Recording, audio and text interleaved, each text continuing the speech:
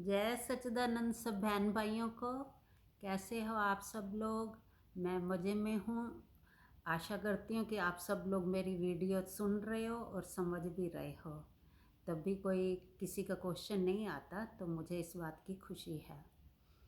अच्छा, तो हम कल चर्चा कर रहे थे सर्वव्यापक परमात्मा, वो एक परमात्मा जिसको हमने शुरू से ही सुना कि वो कण कण में रमा हुआ है। उसके बिना कुछ भी पत्ता भी नहीं हिलता, कुछ भी नहीं हो सकता। तो कल हमने देखा कि वो कैसे अलग अलग शरीर बन के रूप धार के बैठा, मतलब बन गया। रूप धार के मतलब तरह तरह के रूप बना के वो समा गया, पूरी सृष्टि बनता गया। ऐसे ही अब पेड़ पौधों को देखें तो वही बताया था कल भी कि बीज किसी ने बनाया नहीं। जो किसी ने नहीं बनाया तो वो वही है जो था। कहते हैं ना, कुछ होता है तो उसी से कुछ बनता है। तो वो बीज, पहले बीज बना, फिर बीज से अलग अलग तरह के पौधे बनता गया। फिर उन पौधों पे फल फूल आए तो उन फल फूलों से फिर बीज बने, वो फिर जमीन में गिरे और उनसे और पौधे बनते गए।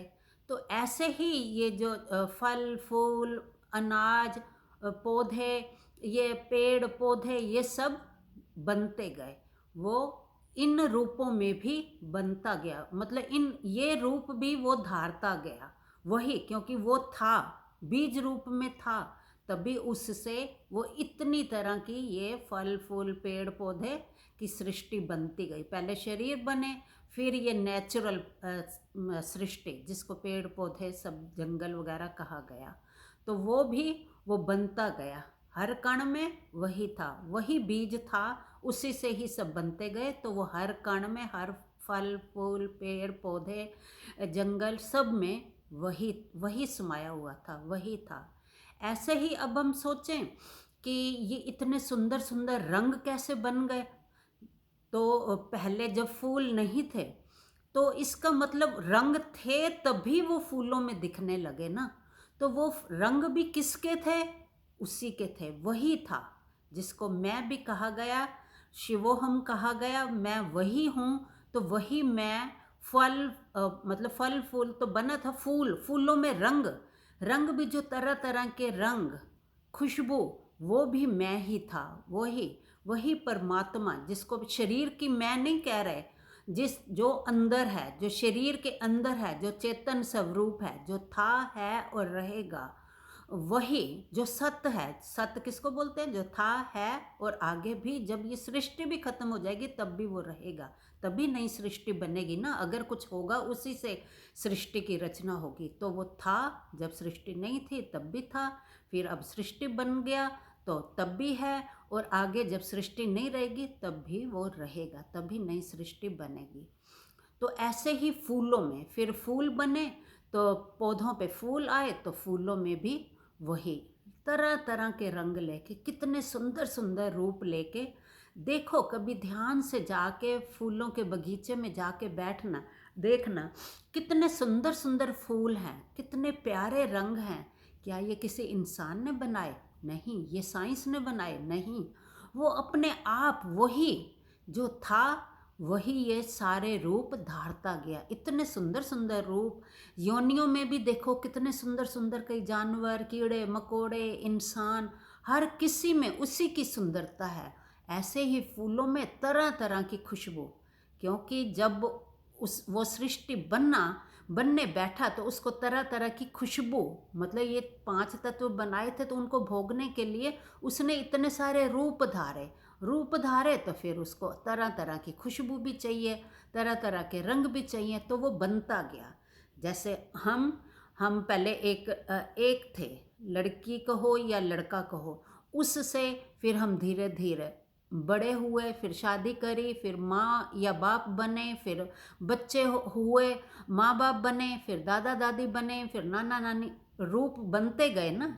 एक थे, एक से कितने रूप बन गए।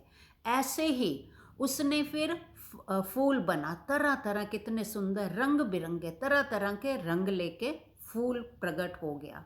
फिर उन फूलों में तरह तरह की खुशबू, कितनी प्यारी खुशबू है। बाग में जाके देखो, फूलों के बगीचे में कितना मन मोह लेते हैं। वही है, ये सारी सुंदरता उसी की है। वही सुंदर सुंदर बन के अपनी सुंदरता फूलों में बिखेर रहा है। वही फूल फल सब बन गया। फल भी देखो कितने रसदार, कोई मीठे कोई खट्टे, कैसे सुंदर सुंदर फलों के भी आकार वो बनता गया। तो ऐसे ही ये फल फूल की नेचुरल सृष्टि बनती गई। तो फिर उसके बाद वो पानी के देखो, पानी में भी पानी की सृष्टि कितनी सुंदर उस वो बना। कैसे पहले ये छोटे छोटे नालियाँ, नालियों से फिर तालाब बने, फिर तालाबों से नालियाँ तालाब इकट्ठी होती गई तो तालाब बन गए, फिर तालाब इकट्ठे होते गए तो नदियाँ, क्योंकि पानी है ना उसका काम बहना है, बहते गए जहाँ इकट्ठे होते गए तालाब से फिर नदियाँ बन गई। फिर जहाँ सारी नदियाँ, क्योंकि पानी पानी को ही खींचेगा ना, पानी पानी की तरफ ही जाएगा, तो वो बहते बहते जहाँ नदियाँ इकट्ठी हुई वो समुंदर बन गए। कितने सुंदर देखो, फिर वो समुंदर में कितना खुश हो रहा है, समुंदर का रूप धार के कितनी लहरें उछल रही हैं, खेल के वो उसके खेल हैं। जैसे एक बच्चा खेलता ना, उछलता कूदता जानवर जैसे, वैसे ही वो पानी के रूप में भी कैसे उछल रहा है। कितना सुंदर उसने समुंदर के पास जाके देखो, नेचुरल, पता भी नहीं चलता कि इसका कोई अंत है। ऐसे ही जैसे परमात्मा का कोई अंत नहीं है, वैसे समुंदर के किनारे जाके देखो, इसका अंत पता भी नहीं चलेगा कि कहाँ इसका अंत हो रहा है। ऐसे लगता है जैसे आकाश और पानी समुंदर का किनारा मिल रहे हैं। वो मिल नहीं रहे, वो हैं अलग अलग, पर अनंत है ना, अनंत है, उसके आखिरी छोर तक हम नहीं पहुंच सकते समुंदर के। तो ऐसा लगता है कि पानी ही पानी है, वो आकाश से भी मिल रहा है। एंड में जाके कहीं ख़त्म ही नहीं, समुंदर में जाओ पता ही नहीं चलेगा ये कहाँ ख़त्म हो रहा है, क्योंकि वो पानी ने पानी को खींचा। तो वो सारे ऐसे फल पौधों ने फल पौधों को जैसे बढ़ते गए, ऐसे ही पानी का रूप भी इतना विशाल रूप होता गया कि वो जिसको अनंत कहा गया, जिसको जैसे परमात्मा अनंत है, ऐसे ही ये अनंत सृष्टि, जंगल की सृष्टि देखो वो भी अनंत, कहाँ कहाँ तक पेड़ पौधे हर जगह पे हैं। कोई जगह ऐसी है जहाँ नहीं दिखती। हाँ, मनुष्यों ने काट के उसको समतल जमीन बना दिया, पर जहाँ कुछ नहीं होता तो कैसे पौधे उगने शुरू हो जाते हैं। कोई उनको उगाता नहीं है, अपने आप वो उगते जाते हैं। कैसे सृष्टि फैलती जाती है। ऐसे ही शरीरों के आकार फैलते ही जा रहे हैं, फैलते बढ़ते ही जा रहे हैं। पानी के जीव जंतु देखो कम नहीं हो रहे, बढ़ते ही जा रहे हैं। ऐसे जंगली जानवर देखो वो भी बढ़ते ही जा रहे हैं। आकाश में उड़ने वाले पंछी देखो वो भी उड़ते ही जा रहे हैं। ऐसे मनुष्य शरीरों में देखो तो वो भी बनते ही जा रहे हैं, बनते ही जा रहे हैं। सृष्टि बनता ही जा रहा है। वो इतना व्यापक है कि उसका कोई अंत नहीं है। ऐसे ही आकाश को देखो, आकाश का छोर भी कहीं नहीं दिखता, कहाँ से आकाश शुरू होता है कहाँ खत्म होता है ये भी नहीं दिखता। तो वो कैसे व्यापक रूप में, हर रूप में वो व्यापक होता गया, इस सृष्टि बनती गई। उसका फैलाव इतना हो गया कि उसका अंत पाना, कहते हैं ना वेदों ने भी अंत में नेति नेति बोल दिया, मतलब उसका कोई अंत नहीं है, उसका कोई पारावार नहीं पा सकता। वो कहाँ से शुरू हुआ था और कहाँ पे जाके ख़त्म होता है, इसका किसी को भी कोई उसका छोर नहीं पता। कहाँ से ये शुरू हुआ और कहाँ ख़त्म होता है, इसका कोई अंत ही नहीं। अनंत रूप है उसका, वो व्यापक रूप है।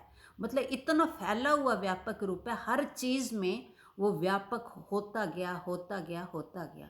तो इसीलिए परमात्मा को सर्वव्यापक, मतलब सब जगह वही व्यापक मतलब समाया हुआ है, हर जगह वो है, वही समाया हुआ है।